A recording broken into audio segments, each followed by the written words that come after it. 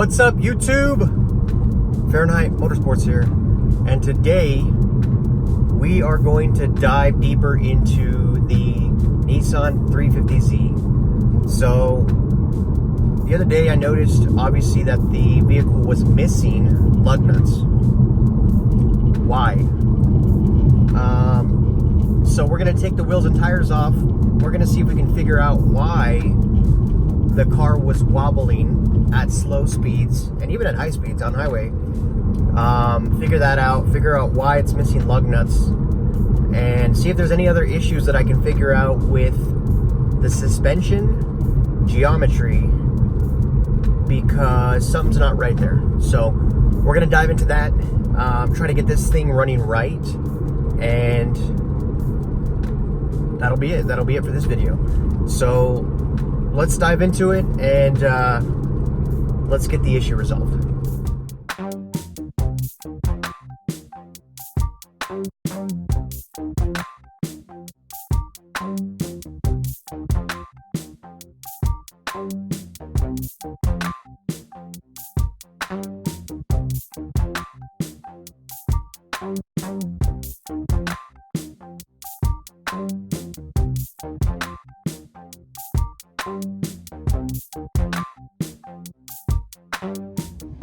All right, ladies and gents, so Project Flip the Z is about to have the wheels come off. If you recall from the last video that I shot, the car felt a little bit off.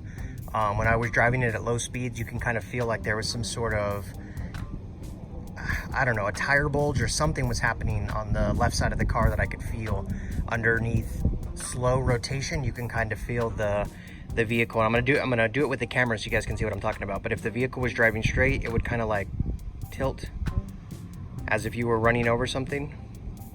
And it would happen at a specific point in every rotation of the tires. So of course, driving it back the very first time, that was amplified. Today, like I said, I'm gonna lift the car up, I'm gonna put it on jacks, and I'm gonna take all 4 of the wheels off, go get them mounted and balanced just to make sure that they're good to go. If they're not, I'm gonna look for a cheap alternative for the tires. Again, I'm not gonna go break the bank just to get new tires put on there, but if one of them is bad and it's causing that issue, then I'm gonna get it replaced. Funny thing to note, and this could be the issue here, is I was actually just a second ago, before I pulled this vehicle out, I was taking a look to make sure that I had the correct socket size, deep socket, to remove these wheels. And luckily for me, they're spline, so I actually have the spline socket from my Accord that I can use on this. But check this out. On both rear tires, wheels, there are lug nuts missing. So there's one here, one there, missing. So I can only assume that if I did have a wobble, this could potentially be it. And on the passenger side,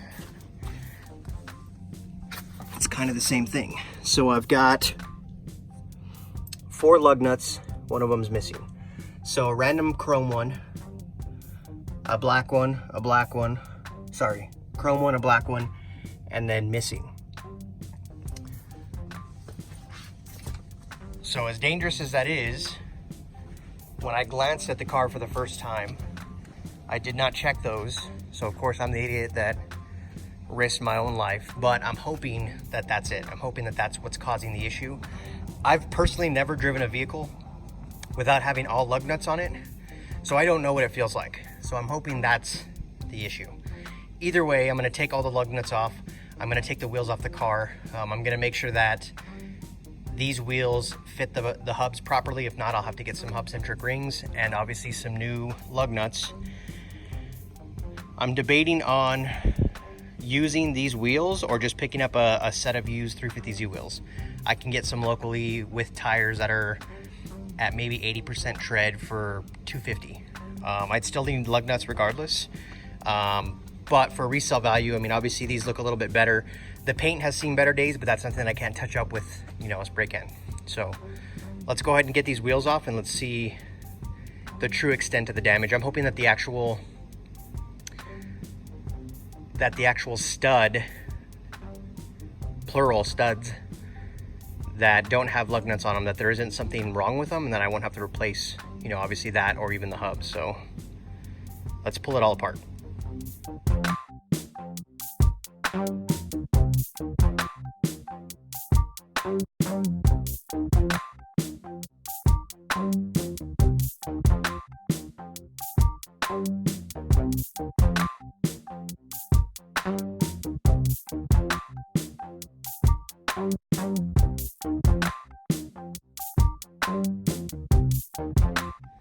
So here's front tire number one. We had a non-hub centric spacer on it. So of course that's putting extra stress on the studs. But more importantly, look at this tire. So I told you guys I felt some sort of bulge.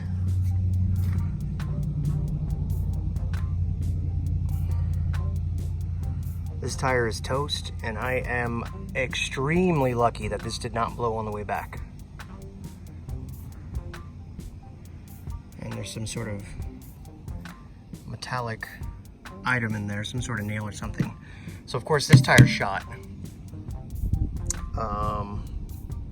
The fact that these guys ran the spacers on there means that these are going to be sunken in a little bit more. So in all honesty, instead of buying some 20-inch tires, I might just get those local 350z ones. I mean, look at these. Look at the rubber rod on them. So these are toast. I'll probably end up selling these aftermarket. So let's finish taking off the rest of the wheels and see what other surprises we get. So these are the rear tires. As you can see, these are just as toasty. Some massive wear on them. Now, from what I can see here, it does look like they broke a wheel stud. So you can see this guy right here. And this one was really hard to get off, so it looks like they cross-threaded it. Great job, people. Great job. I am not going to, of course, try to put anything else on there.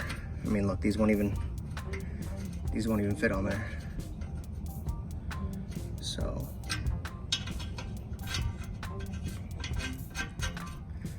these people were by far some of the laziest car people I've ever seen in my entire life. So I'll figure this out. Let me jack up the other side and see what surprises we have there. But I think it's safe to say we found our issue, guys. All right, front passenger wheel is off. Luckily, all of the studs are still good. When I pulled this wheel off, it was actually missing one of the lug nuts. Tire actually does not look bad, and when I mean bad, I'm gonna say it probably has like 50-60% tread on it. It did also have the spacer. Yesterday, or in the previous video, I had asked what the hell this hose went to. That just kind of goes up into nothing, into the fender. I found it down here. There is a broken connection. That is obviously where you would put the fluid for windshield wipers. There's an empty plug here that I have no idea what that goes to. I'm going to assume that it's probably for the turn signal. And then we have some exposed wiring here that I'll need to correct as well. So yeah, this is unfortunate. Again, nothing I can't fix, but just a lot of little tedious work here. And then for some reason, this is like extra polished. So I'm assuming that maybe it's hitting somewhere up here. No idea. But I'm just glad that these are not broken. These are still good to go. This can probably use a little bit of paint. Brakes need to be checked. Looks pretty smooth there. So I'm gonna go ahead and put this wheel back on without the spacer, of course.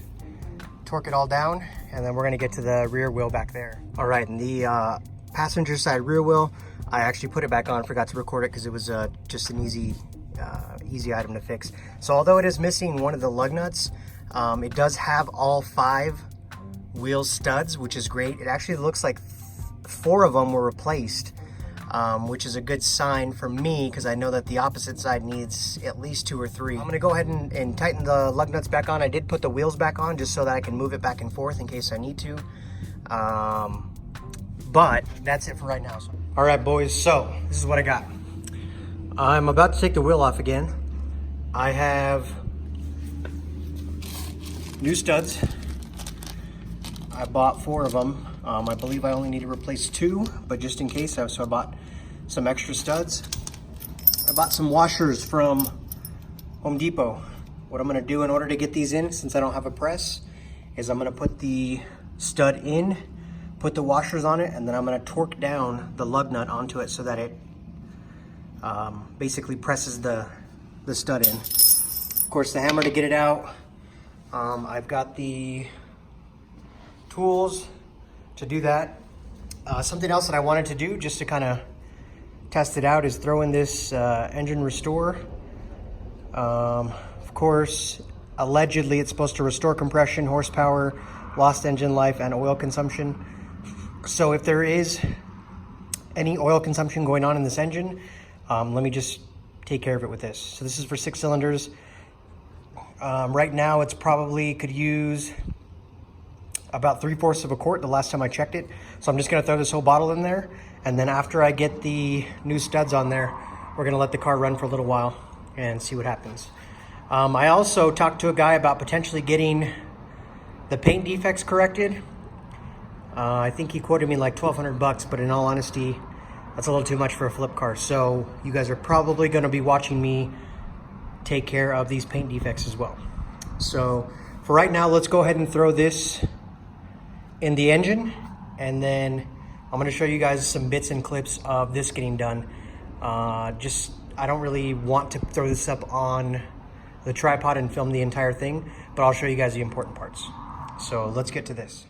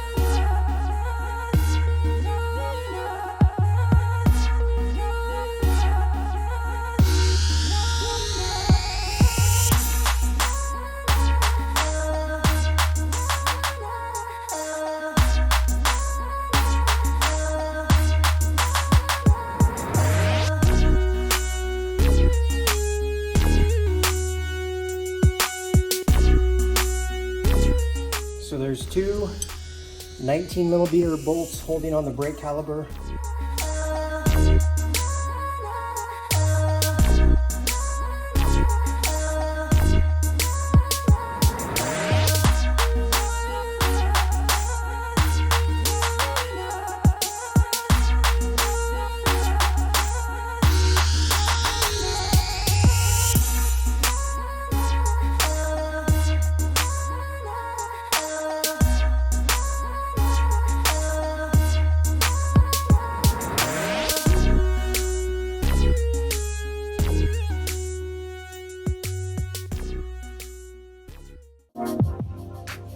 So I got the first one out. You can see it is pretty broken. I'm gonna hammer this one out, and then we're gonna go and put the new ones in.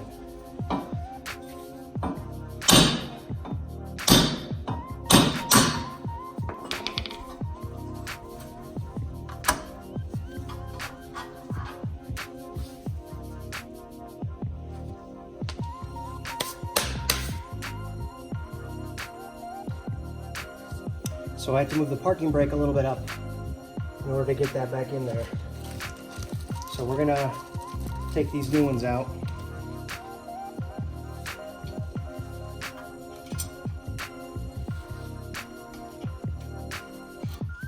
So the washers that I bought, the nut actually goes through the middle of them. So I'm gonna use these washers from the brakes and see if we can get it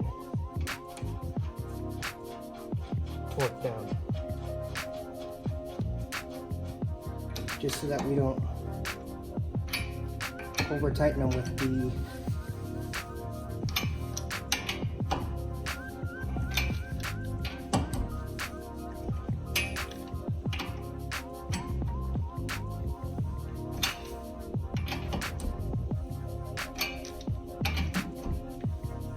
so far so good, it's going in.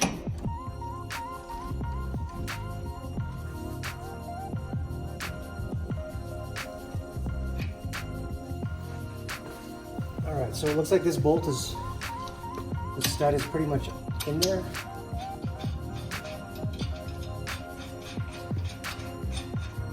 Now what I'll do is whenever I torque the wheels back on, it will make sure that that's all the way in there. I didn't want to put too much pressure on the washers because of course I need to reuse these. And now I need to put in this one right here.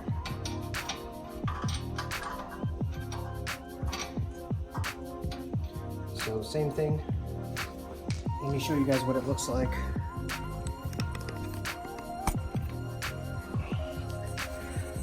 So this one is partially in there. You can see this one right here is flat, partially in, not in at all. So what'll happen is this will end up sitting flush just like that one, and problem solved. And then from there I gotta correct this and then put the brake back on. So let's get this last one put on.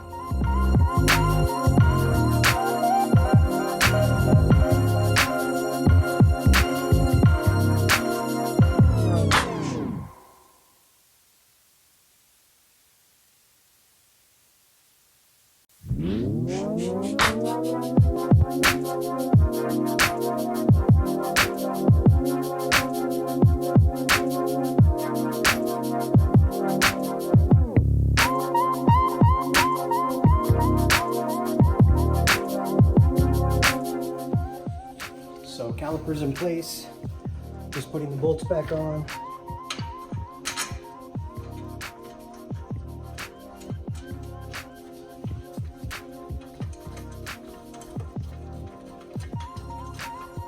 Since I have it, guys, I'm gonna go ahead and just spray it with the Duplicolor caliper paint just to touch it back up because it looks kind of gross.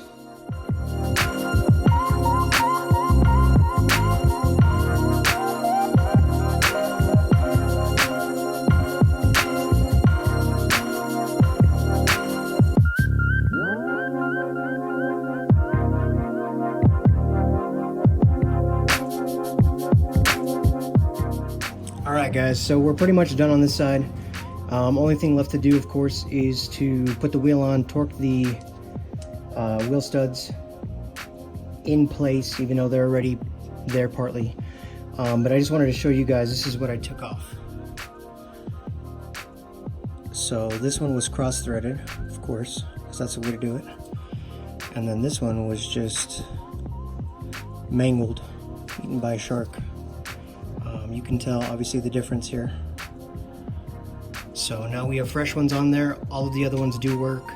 We're only missing lug nuts at this point from the rest of the car, which I have already ordered. So let's go ahead and put this tire back on. Our paint is about 90% dry on the caliper, so we'll be good to go with that. Nothing else at this point is loose. On this end, everything has been torqued down to spec. Now, if I read the manual correctly, it's 73 foot-pounds up to 93 foot-pounds that you can torque this wheel on. I'm probably going to do 90 just to make sure that these studs are seated into place, and we'll be done with the side. So let's get to it.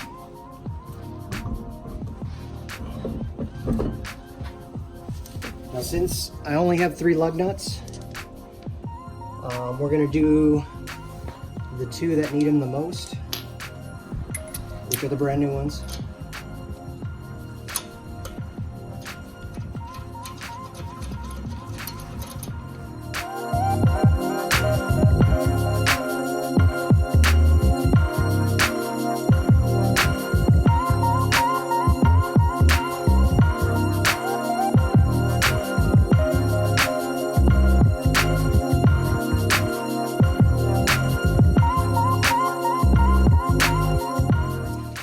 Torque wrench is set to 90, so we're good to go. we're just going to put the deep socket and torque it down. Now before I do that, I'm going to lower the car down so that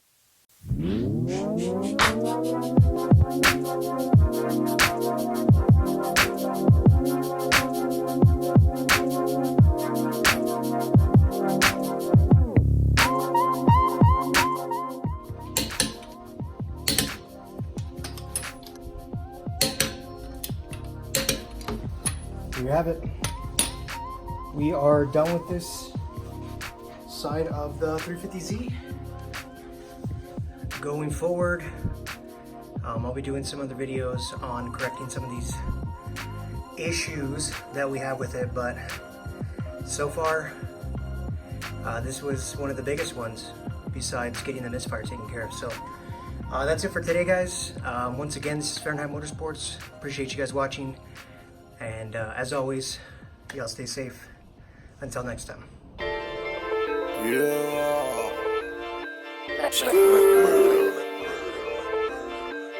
Motorsport.